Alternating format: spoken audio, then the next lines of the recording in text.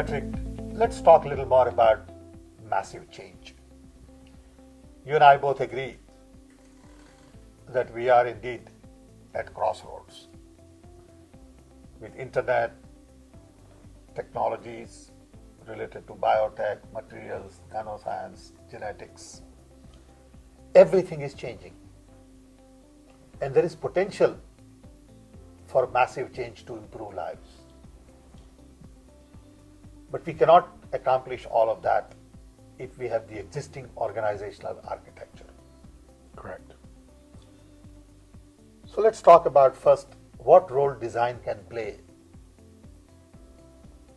in massive change, and then we'll take one by one and talk a little bit about education, health, agriculture, transport, and urbanization. Sounds good. Okay. Massive change is held back by leaders looking backwards instead of forwards. We see the capability of new technology, but we look backwards to see how it will be deployed and how we will value it. Design can make a difference in this by doing experiments of what the future might be like at the city scale or with parts of the federal government or in international relations, and see how it works and then modify it. In the industrial age, the model of change was you looked at the current situation, you decided what the new thing should be, and then you optimized the process towards achieving that. That doesn't work now. There are too many choices and variations of what the answer can be. What you need to do is have a vision of what the future is, know what the criteria are for success, bring those criteria back to today, and apply them to starting points. And you work your way towards an answer that you don't have a perfectly accurate vision of when you start out. It's a myth that you can know exactly what you're going to end up with on a large scale. So we should admit that and prototype our way to the future rather than benchmark the past and try to predict the future. But doesn't it require change agents? Yes, change doesn't happen on a continuous growth pattern. It has thresholds, and there are times of steep change and times of shallow change. And we should look for the opportunities where there is a chance of bringing about change rather than assume that all things can be changed at equal speed. Yeah, but how do you bring about change without major change agents?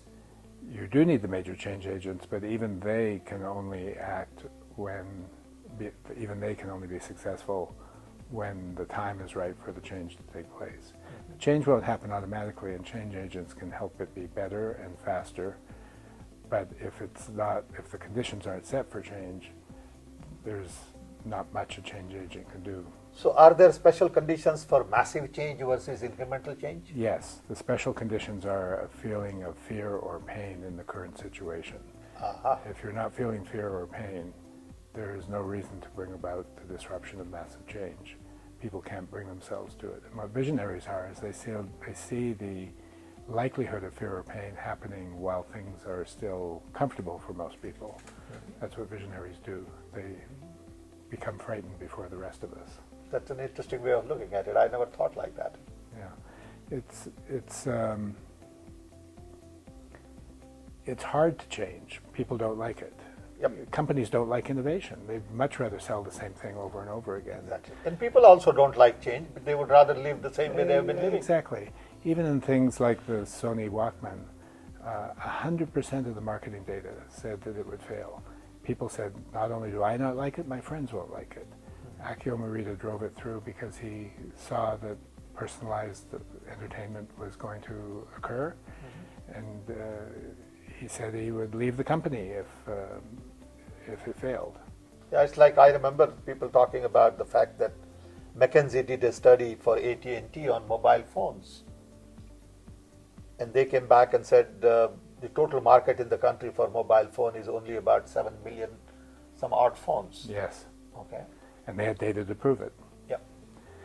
McKinsey, How do you prove something that doesn't exist? Exactly, that's the problem. Yeah. And so for the process of conjecture and abductive logic And imagining what the logic is of a new future that isn't based upon existing proof is what design can do to help these institutions change.